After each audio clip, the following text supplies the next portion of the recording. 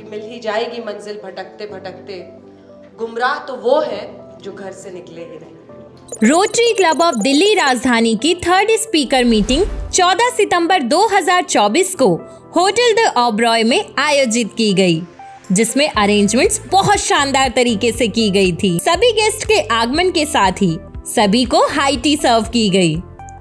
इस कार्यक्रम की शुरुआत 2 प्रतिष्ठित एंकर्स सईद अंसारी और अंजना ओम कश्यप के आगमन के साथ हुई, जो मीडिया इंडस्ट्री में दोनों ही प्रसिद्ध हस्तियां हैं।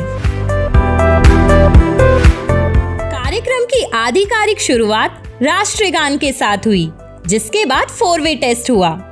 इसके साथ ही रोटरियन पीके बंसल जी ने सईद अंसारी और अंजना ओम कश्यप का बहुत ही ग्रेसफुली स्वागत किया।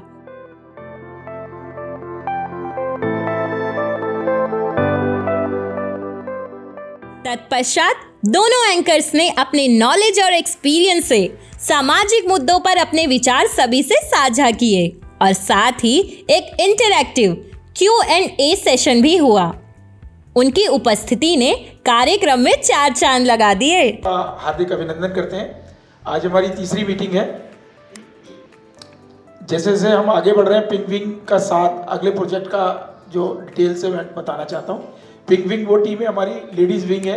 ये करीब 70 to 80 है। ये लोग पूरे टाइम यही देखते रहते हैं कि किस तरह से चैरिटेबल काम कहाँ होना चाहिए और कैसे किया जाए।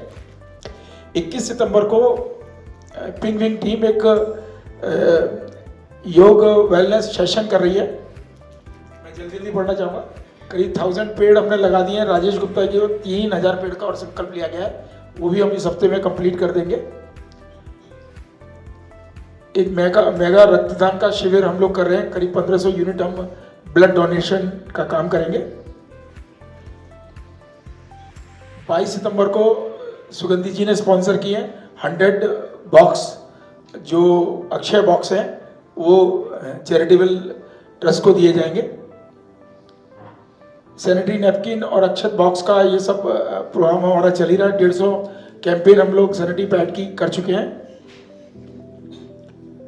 उड़ान NGO, जो हमारी निकिता भाभी जी के लिए एक बार तालियां बजाइए, उन्होंने एक इनिशिएटिव लिया, तो वो प्रोग्राम हमारा 20 तारीख को हो रहा है। और 22 तारीख को गरिमा भाभी ने प्रोग्राम पूरा करने का तय किया है, वो भी तारा संस्थान के द्वारा किया जाएगा। आप देख रहे हैं आज तक आपके साथ मैं हूँ अंजना ओम कश्यप।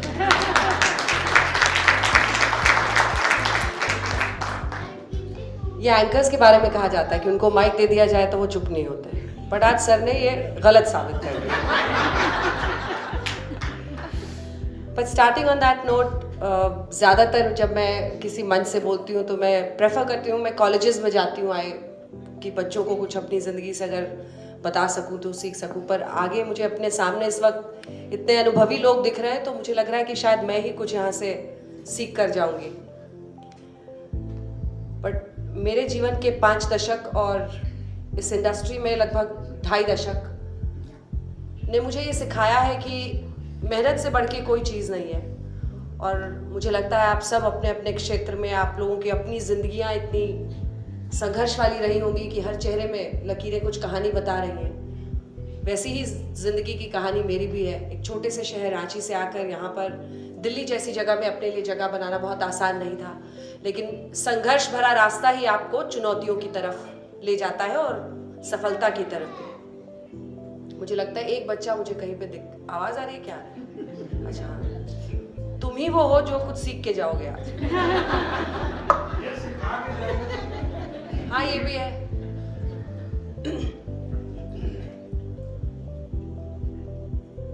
तो एक शेर है जिसके साथ मैं अपनी बात को कहूंगी कि मेरी जिंदगी का एक मंत्र रहा है कि सुना है आज समंदर को बड़ा गुमान आया है, सुना है आज समंदर को बड़ा गुमान आया है, उधर ही ले लो कश्ती जहां तूफान आया है।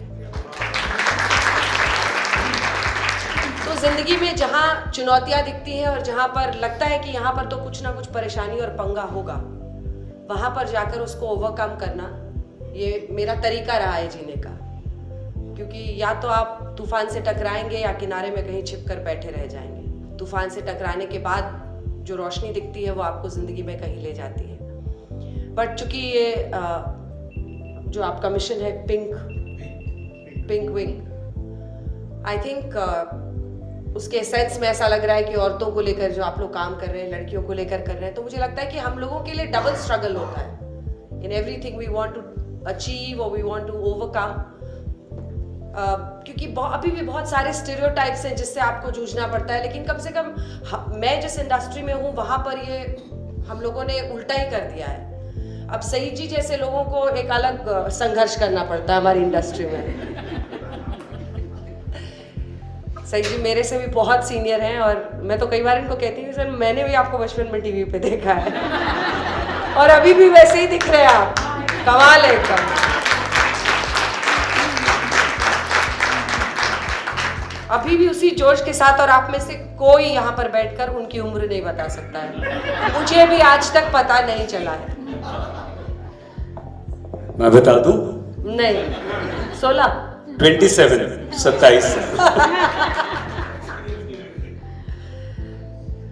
तो कमिंग बैक टू माय, क्योंकि जब आप छोटे शहर से निकलकर दिल्ली जैसे शहर में आते हैं तो आपको पता चलता है, आपको लगता है कि यहाँ पर शायद लोगों की सोच अलग होगी, लेकिन ऐसा है नहीं। छोटा शहर हो बड़ा शहर हो, मुझे लगता है कि जब तक हम अपनी आधी आबादी को उसके हक के बारे में समझाएंगे सिखाएंगे नहीं, उनको आर्थिक आज़ादी नहीं मिलेगी, तब तक उनके लिए कुछ भी मुमकिन नहीं है। क्योंकि शिक्षा सबसे बड़ा मंत्र है, लेकिन आर्थिक आज़ादी, क्योंकि कई बार पढ़ के भी ठीक है यार घर में बच्चे देख रहे हैं, it's nice, we all have responsibilities, but the men have equal responsibility. Every time you take the onus of all the housework on yourself, you are doing injustice to so many women in the world, because you are setting a record, you're setting a trend where you're saying that my role is more towards the children or the house. It should be shared equally. We have to do this. The men have to come forward and do this. If you don't do this, you will be unfair to your daughter. She will be out there tomorrow and she might want to work. उसकी बहुत सारी महत्वाकांक्षाएं होंगी कि मैं ये करूंगी, मैं वो करूंगी, लेकिन उसको बताया जाएगा कि घर से बच्चे को छोड़ के तुम अकेले कैसे जा सकती हो। अगर मैंने ऐसा सोचा होता तो मैं नहीं जा पाती। मैं महीना महीना चुनाव के दौरान बाहर रहती हूँ, तो उसकी आज़ादी मुझे इसलिए है क्योंकि मेरे परिवार वालों ने मुझे सपोर्ट किया है।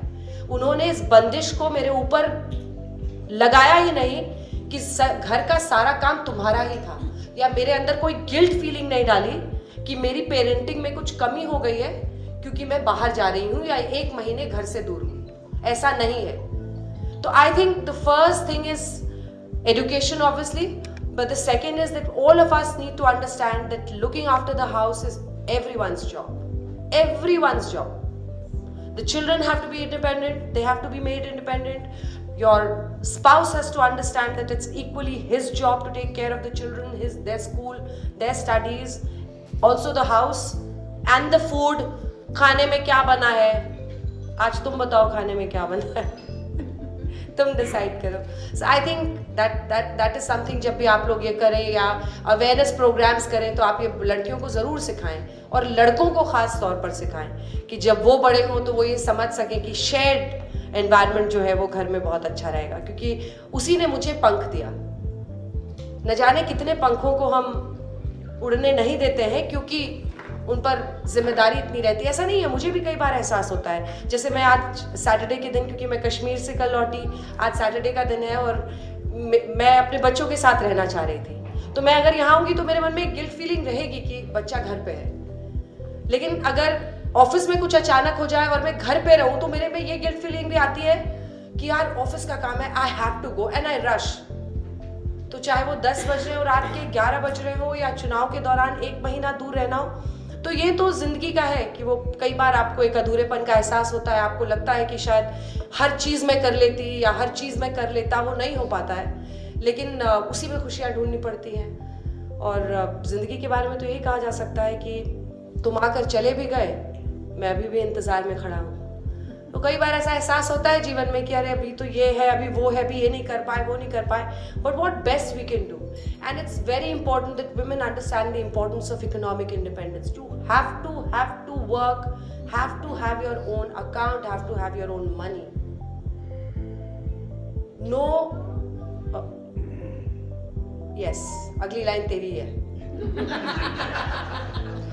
उनकी माँ ने उनको पूरा एक वीडियो दिखाकर सोचा हुआ है कि उनको बिजी करके रखूं किसी चीज़ में. बट अगर आप लोगों के मन में कोई सवाल हो, I think it will be nice if we can have an interaction और टॉक और व्हाटएवर. बट मेरी ज़िंदगी का तो यही है कि मेरी बेटी अब वो ऑक्सफोर्ड में PhD कर रही है केमिकल बायोलॉजी में. She aspires to be a scientist, so she is working on cancer. So I gave her every opportunity to do what she wants. और for her मतलब हमें थोड़ा सा अपनी सोच बदलनी पड़ेगी, क्योंकि कई बार ऐसा होता है कि अपने घर वाले ना भी कहें तो पड़ोसी कह देते हैं कि तुम इतने दिन कैसे चले जाते हो, बच्चे कैसे रह लेते हैं. तो बच्चे पिता के साथ रहते हैं. तो कई बार आपको जिंदगियों में मतलब I want women to be ambitious, I want them to dream big, I want them not to be bowed down by the chains of responsibility that are inadvertently just thrown on you. It's like a net you can't even see. It's on you all the time. So but you have to overcome that yourself. आपको बहुत subtle तरीके में लोगों को समझाना पड़ेगा. तो शायद वहीं से एक रास्ता शुरू होता है. तो जब भी आप लोग लड़कियों से छोटे शहरों में इंटरेक्शन करें, I inspired my daughter also to, she started an organisation called Womentor, जिसमें वो छोटे शहर की बच्चियों को काउंसल करते थे कि आप कैसे विदेश जाके पढ़ सकते हैं, या आपका ये सब्जेक्ट्स है तो आप क्या सब्जेक्ट्स लेके कहाँ अप्लाई कर सकते हैं, या लोगों को एप्लीकेशंस भरने में मदद करना. तो ऐसी चीज़ें करके मतलब if we women can become the mentors for all our girls, I think the job is half done, because I see such accomplished women here. और आखिरी में मैं एंकर हूँ, लेकिन माइक अगले एंकर को देना पड़ता है बीच बीच में, नहीं तो दूसरा एंकर बुरा मान जाता है, उसके ईगो हर्ट हो जाता है. हालांकि सईद जी ऐसे नहीं है. सईद जी एकमात्र ऐसे न्यूज़ एंकर हैं और हमारे कॉलीग हैं, जर्नलिस्ट हैं, जिनको मैं इतने सालों से देख रही हूँ. और अभी भी अगर कुछ परेशानी कभी आ गई कि मुझे कहीं जाना है फॉर पर्सनल वर्क, तो if I go to tell him that he is the only person I know कि सर मेरा कर देना, जाओ जल्दी निकलो. So he is like that. He is very helpful to all of us and very nice as a human being. But in the end I would just say that each one of you is so accomplished, and हम सब बस ये कोशिश करें कि हम India को वहाँ ले जाएं जहाँ पर हमारी जगह होनी चाहिए, इस देश को जहाँ पर पहुँचना चाहिए. और मैं कश्मीर से भी लौटी हूँ, इतनी खुशी की बात थी कि इतने हमारे टीम में भी एज मीडिया पर्सन्स राजीव जी, इतने क्रिटिक्स होते हैं जो आप समझ रहे हैं आजकल देश में या तो आप राइट हैं या लेफ्ट हैं, बीच वाले बहुत कम मिलते हैं. तो बहुत सारे ऐसे लोग थे जो क्रिटिक्स थे, हार्ड कोर क्रिटिक्स, बट वो हमें कह रहे थे कि यार कश्मीर तो बदल गया है. पहले हम लोग जाते थे तो एयरपोर्ट से होटल पहुंचने में कई जगह रोड ब्लॉक्स और चेकिंग्स होती थी. एक बार हम लोग गए तो पूरी सड़क पे इतनी पत्थरबाजी थी कि जगह जगह ब्लॉकेजेस थे. तो हम लोग ऐसी सड़क से एकदम गुलमर्ग तक गए जहाँ पे मतलब बहुत ही एंटी इंडिया सेंटिमेंट्स वाले शहर थे और बहुत इलीगल और एंटी कंट्री एक्टिविटीज़ जिस सड़क पे होती है, तो उनके बीच से भाग के हमें गुलमर्ग पहुंचना पड़ा. तो इतनी बुरी स्थिति थी, बड़ा ही वो रहता था, हमेशा डर लगा रहता था. और इस बार मतलब आपको अपना अगला रोटरी क्लब की मीटिंग श्रीनगर में करनी चाहिए. We did a whole panchayat there where we called from the LG to Farooq Saab, all opposition leaders as well. और डल झील के किनारे हमने क्या कार्यक्रम किया, लोगों की सोच वहाँ पर, लोगों का नज़रिया बदल गया है. तो ये बहुत खुशी की बात है हम सब के लिए, और हम सब जितना कंट्रीब्यूट कर सके जम्मू कश्मीर की इकोनॉमी को उतना अच्छा रहेगा, क्योंकि पहले से बहुत तस्वीर बदल गई है. और जो पहले एक डर वहाँ लगता था वो अब पूरी तरह से ख़त्म हो गया. और वहाँ के लोग भी बहुत they are now positive, now they want jobs. और मतलब पत्थरबाजी आप सोचिए कि एक इंसिडेंट नहीं हुआ है जो 1500 से ज़्यादा 2018 में हुए थे, जीरो. जो हड़ताल होते थे वहाँ पर ऑर्गेनाइज्ड, जिसकी आप सोचिए कि स्कूल में वहाँ बच्चे पढ़ रहे हैं, महीने में उनको 10 दिन स्कूल खुला है या 15 दिन कॉलेज खुला है, बाकी दिन बंद है क्योंकि कहीं पत्थरबाजी हो गई, कहीं हड़ताल हो गया. अब वो बच्चे रोज जा रहे हैं. Then only can they compete with the nation wide children. Otherwise, they were just like attending school probably 3 months of a year, while our children were attending all 12 months. So they were lacking in many things. तो उनको बहुत सुविधाएं अब मिल रही हैं. फारूक साहब से हमने ये भी पूछा कि सिनेमा हॉल खुल गया है, गए आप देखने? उन्होंने कहा हाँ मैंने देखा है। मैंने कहा कौन सी फिल्म देखी? तो याद नहीं है। मैंने कहा अभी तक दुखी होके क्यों बोल रहे हैं, आप तो फिल्मों के इतने शौकीन हैं। तो आई थिंक ये देश जिस तरह से आगे बढ़ रहा है हम सब के लिए बहुत गर्व की बात है, और आप सभी का जो उसमें योगदान है। And Rajiv Mittal ji, thank you so much for having me here. Thank you. नमस्कार। Thank you very much. मैं एक भरोसा अंजना जी को देना चाहता हूँ और समर्थन भी चाहूँगा। पहली बार 15 दिसंबर, 1-2 दिन आगे पीछे हो सकती है, इंडियन रेलवे प्लान कर रहा है कश्मीर के लिए ट्रेन। तो ट्रेन जो रोटरी, पहली ट्रेन हम रोटरी की तरफ से लेके जाएंगे, ट्रेन टू कश्मीर, और वहीं मीटिंग करेंगे और अंजना जी हमारे साथ ही रहेंगे, क्योंकि वो इंडिया की पहली ट्रेन होगी जो फर्स्ट टाइम अंदर जाएगी। तो वो प्लान हम अभी से कर रहे हैं, क्योंकि पीएम और एमआर उसके साथ प्लानिंग में लगे हुए हैं। ब्रिज के ऊपर भी कुछ प्रोग्राम करने हैं हमको, और वो ट्रेन पूरी चार्टर ट्रेन होगी। तो आई एम कमिटेड कि हम वो मीटिंग जाके वहाँ करेंगे 100%। राजीव जी, थैंक यू, बहुत शुक्रिया। आप सबसे मिलवाने के लिए राजीव जी का इसलिए थैंक यू, इसलिए धन्यवाद। आपको यहां होने की जरूरत नहीं है किसी को भी, हमें ऐसा लगता है, और आप बहुत ब्लेस्ड हैं सारे के सारे। आप सभी ने अपनी जिंदगी में बहुत कुछ मैम हासिल किया है। आप सब बहुत कामयाब हैं, सक्सेसफुल हैं। आपको जिंदगी में किसी चीज की जरूरत नहीं है,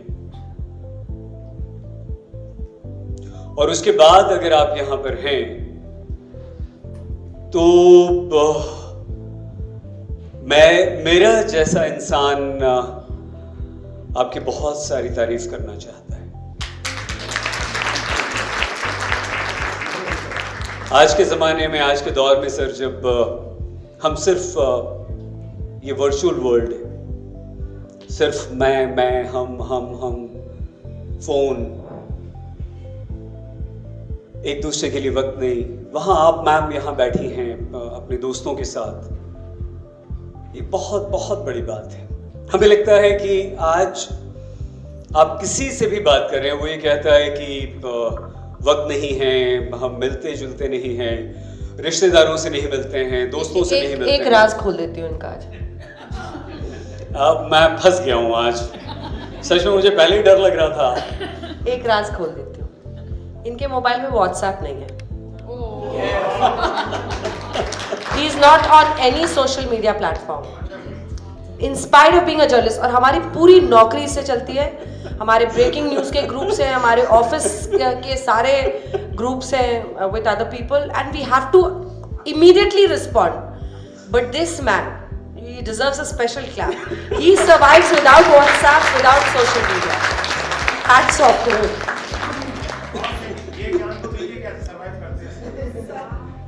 नहीं, बिल्कुल बिल्कुल अंजना जी ने बिल्कुल ठीक कहा। मैं 14th सेंचुरी में जी रहा हूँ, ये सच्चाई है, बिल्कुल सच्चाई है। और उसका कारण सिर्फ ये है, जब भी अंजना ने अभी पूछा, लोग मुझसे पूछते हैं, मैं यही कहता हूँ कि I simply don't believe in virtual friendship. मुझे नहीं चाहिए मैम 5 लाख, 10 लाख, 20 लाख जो इनके 40 लाख फॉलोअर्स हैं, मुझे नहीं चाहिए।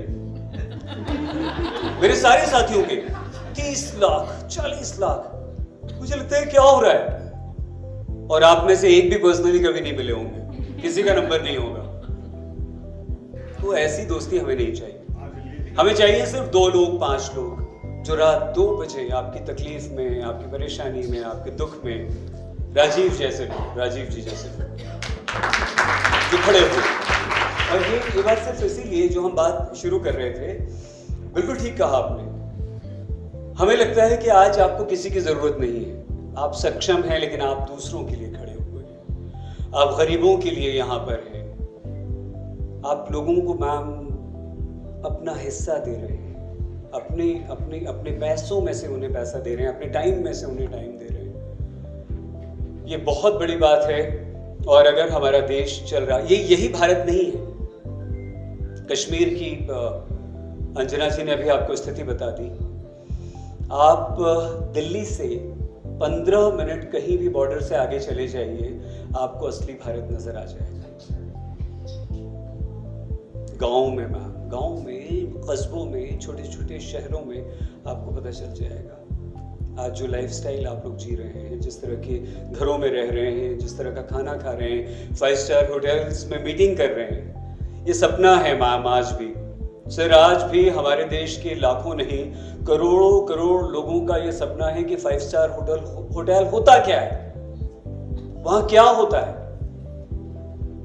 आप एक कॉफी जितने पैसों में पीती हैं उसमें माफ कीजिएगा एक इंसान अपना पूरा महीना गुजार लेता है आज भी हमारे देश में। कॉफी की बात कर रहे हैं, लंच या डिनर की बात हम बिल्कुल नहीं कर रहे। और ऐसे में आप इतने ब्लेस्ड होने के बाद भी इतना बड़ा दिल रखते हैं। हमेशा यह कहा जाता है कि जिसके पास जितना पैसा है, जो जितना सक्षम है, उसका दिल उतना छोटा है। आप लोग उन लोगों के मुंह पर करारा तमाशा मारते हैं यहाँ बैठकर, काम करके, सेवा करके। हमें यही अट्रैक्ट कर रहा था। मैंने राजीव जी से यही कहा, आप लोग करते क्या हैं? अभी भी यही बात हो रही थी सर आपसे कि आप लोग करते क्या हैं?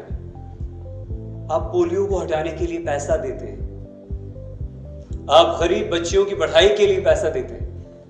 बहुत सारे लोग हैं, मैं कहूंगा ठीक है मैं श्रमदान करना चाहता हूं, मैं जाऊंगा वृद्धाश्रम में, वहां जाकर सेवा करूंगा। ये नाटक है, ये दिखावा है। असली सेवा आप लोग कर रहे हैं। निकालिए ना जेब से पैसा, दीजिए ना पैसा। अगर हिम्मत है तो पढ़ाइए किसी एक बच्ची को। और आप एक नहीं, हजारों नहीं, लाखों बच्चियों को पढ़ा रहे हैं। इसके लिए मेरे पास तो शब्द नहीं है। ये सच्चाई है कि आज के जमाने में किसी की जेब से 1 रुपया निकालना इट्स लाइक इम्पॉसिबल। ये संभव नहीं है सर। और वहां दिल खोल कर आप अपना खजाना उन गरीबों के लिए, उन लोगों के लिए जिनके पास खाना नहीं है, उन लोगों के पास जिनके पास घर नहीं है, उन लोगों के लिए जिनके पास अपना इलाज करवाने के लिए पैसा नहीं है। मैंने आज तक कभी कुछ नहीं किया। मैंने आज तक कभी कोई दान नहीं किया। मैंने आज तक 1 रुपया चैरिटी के लिए नहीं दिया। और आज मुझे ऐसा लग रहा है कि मैं किसी लायक नहीं हूं अगर मैंने किसी की इस दुनिया में कभी भी मदद नहीं की है। ऐसा नहीं है, आपने की है कई लोग मेरे ऑफिस में। क्योंकि अब आप बोल रहे हैं तो मुझे बताना पड़ेगा। बता दूं? चाहे हमारे मेकअप रूम में जितने लोग काम करते हो, चाहे हमारे जितने गार्ड्स हो, सबको इन्होंने दिया होता है। सबके पास पैसे रहते हैं, सर से लिया है, सब बताते हैं कहानी। इसलिए आप ट्विस्ट ना दे कहानी को।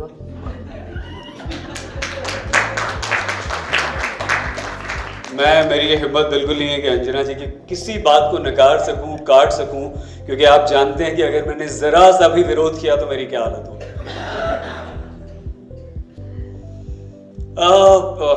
I'm so sorry सर, मैं स्पीचलेस हूँ, मेरे पास कुछ बोलने के लिए नहीं है। क्योंकि आप सब आपने अपनी पर्सनल, आपकी प्रोफेशनल लाइफ में आप लोगों ने इतना कुछ अचीव किया है जो मैं समझता हूँ कि मैं शायद ज़िंदगी भर उस मुकाम तक ना पहुँच सकता हूँ। ना मेरी हिम्मत है, ना मुझ में उतना टैलेंट है। तो आप प्लीज़, आपसे निवेदन, आपसे सिर्फ ये निवेदन है, ये रिक्वेस्ट है कि आप जो काम कर रहे हैं करते रहिए और अपने साथ और भी लोगों को मोटिवेट कीजिए। सिर्फ 150 लोग नहीं, आप सिर्फ 147 से 150 राजीव जी ने मुझे बताया कि हमारे क्लब में मेंबर हैं। नहीं, ये क्यों 1,500, 1.5 लाख। अब आप ये मत बोलिएगा कि इंटरनेशनली तो हम लाखों लाख हैं सर, बिल्कुल मत बोलिएगा आप ऐसा। आप फाउंडर मेंबर यहाँ बैठे हुए हैं, लेकिन जितने लोगों को जोड़ सकें और जो काम आप कर रहे हैं प्लीज़ करते रहिए। उसके लिए आपको ढेर सारी दुआएं, बहुत सारी शुभकामनाएं। आप ऐसे ही फलते फूलते रहें, आप ऐसे ही सुंदर सुंदर खूबसूरत बनते रहिए। और इतनी सारी एक साथ इतनी खूबसूरत लड़कियां मैं पहली बार देख रहा हूं।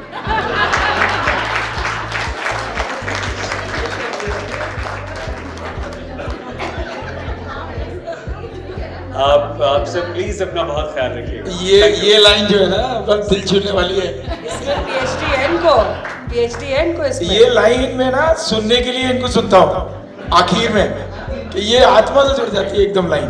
आप सब वाकई बेहद खूबसूरत हैं लेकिन मैं दुनिया की सबसे खूबसूरत लड़कियों के साथ काम करता हूँ।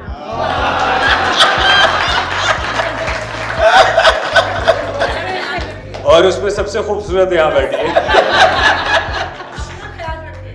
अपना प्लीज बहुत ख्याल बहुत रखिए। बहुत ख्याल रखिए।